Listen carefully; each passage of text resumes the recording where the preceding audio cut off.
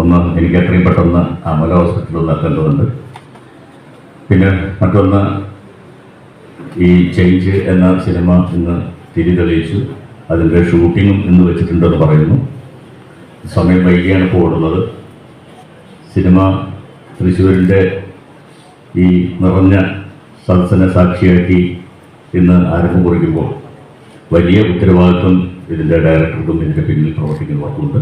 അതുകൊണ്ട് തന്നെ ഒരു നിമിഷം പോലും വേസ്റ്റാക്കി കളയാതെ ഓരോ നിമിഷവും പൂർണ്ണ മനസ്സോടുകൂടി എല്ലാവരും സഹകരിച്ചാൽ നമുക്ക് നല്ലൊരു സിനിമ ഒരുക്കിയെടുക്കാൻ കഴിയും. അപ്പോൾ സമയത്തിൻ്റെ പ്രശ്നമുണ്ട്.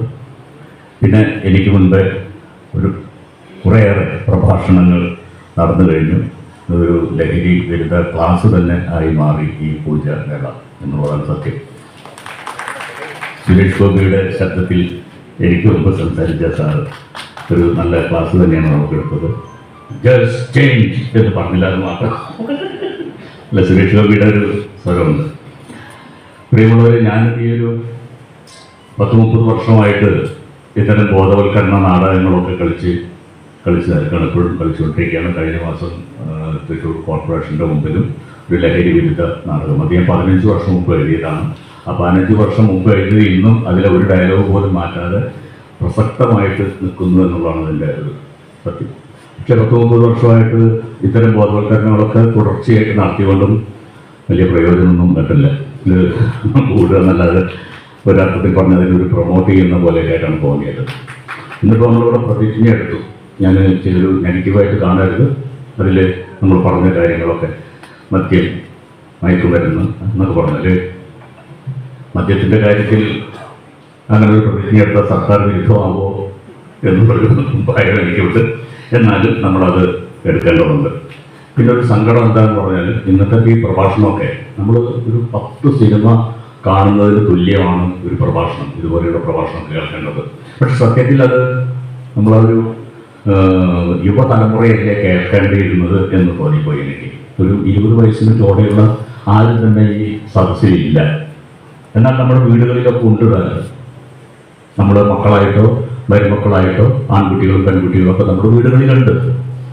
ഇത്തരം സന്ദർഭങ്ങളിലേക്ക് നിങ്ങൾ രക്ഷിതാക്കൾ അവരെ ചേർത്ത് നിർത്തണമെന്ന് ഒട്ടേറെ പറഞ്ഞുകൊണ്ടിരിക്കണം. എല്ലാവരും പറഞ്ഞുകൊണ്ടിരിക്കുന്നത് രക്ഷിതാക്കളാണ് ആദ്യം ശ്രദ്ധിക്കേണ്ടത്. അവരുടെ മക്കളെ ചേർത്ത് നിർത്തണം, അവരെ കൂടെ കൊണ്ടു നടക്കണം എന്നൊക്കെ പറയുന്നുണ്ടെങ്കിലും ഒരു സ്വർണ്ണക്കടയിലേക്ക് പോകുമ്പോൾ, തുണിക്കടയിലേക്ക് പോകുമ്പോൾ, വിരുന്നിന് പോകുമ്പോൾ ഒക്കെ നമ്മൾ നമ്മുടെ മക്കളെ കൂട്ടി പോകുന്നുണ്ട്. എന്തുകൊണ്ടാണ് ഇതുപോലെയുള്ള ആരോഗ്യകരമായ പ്രഭാഷണങ്ങൾ കേൾക്കുന്നിടത്തേക്ക് നിങ്ങൾ കുട്ടികളെ കൊണ്ടുവരാത്തത് എന്നൊരു ഖേദം എനിക്കുണ്ട്. മറ്റൊരർത്ഥത്തിൽ പറഞ്ഞാൽ ഇത്രയൊക്കെ പറഞ്ഞിട്ടും നിങ്ങളെ മക്കളെ ചേർത്ത് നിർത്താൻ തയ്യാറായിട്ടില്ല എന്നുള്ളത് തന്നെയാണ്. തീർച്ചയായും പ്രഭാഷണങ്ങളൊക്കെ നമ്മൾ ഈ കാലഘട്ടത്തിൽ കേട്ടിട്ടും വലിയ കാര്യമൊന്നും എനിക്ക് തോന്നുന്നില്ല. കുട്ടികളാണ് കേൾക്കേണ്ടിയിരുന്നത്, കുട്ടികളെയാണ് കേൾപ്പിക്കേണ്ടിയിരുന്നത്. എന്നാൽ ഇതൊക്കെ വെച്ചുകൊണ്ട് ഒരു സിനിമ നമ്മുടെ കുട്ടികളെ ഇടയിലേക്ക് കൊണ്ടുപോകുമ്പോൾ പോലും അവരെയൊക്കെ ഈ സിനിമ കാണിക്കാനെങ്കിലും നിങ്ങൾ പ്രേരിപ്പിക്കണം. പിന്നെ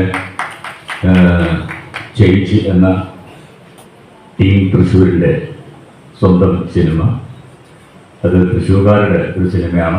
ഇവിടെ ഒട്ടേറെ പൂജകളൊക്കെ നടന്നിട്ടുണ്ടെങ്കിലും ഇത്രയേറെ സദസ്സ് നിറഞ്ഞ ഒരു കണ്ടിട്ടില്ല. അപ്പോൾ തൃശ്ശൂരിൻ്റെ ഒരു സഹകരണമുണ്ട്. ഈ സിനിമയുടെ കൂടെ തന്നെ നിങ്ങളെല്ലാവരും ഉണ്ട് എന്ന് സാക്ഷ്യപ്പെടുത്തിക്കൊണ്ടാണ് നിങ്ങളെല്ലാവരും ഇരിക്കുന്നത്. നല്ലൊരു സിനിമയ്ക്ക് വേണ്ടി നമുക്ക് കാത്തിരിക്കാം.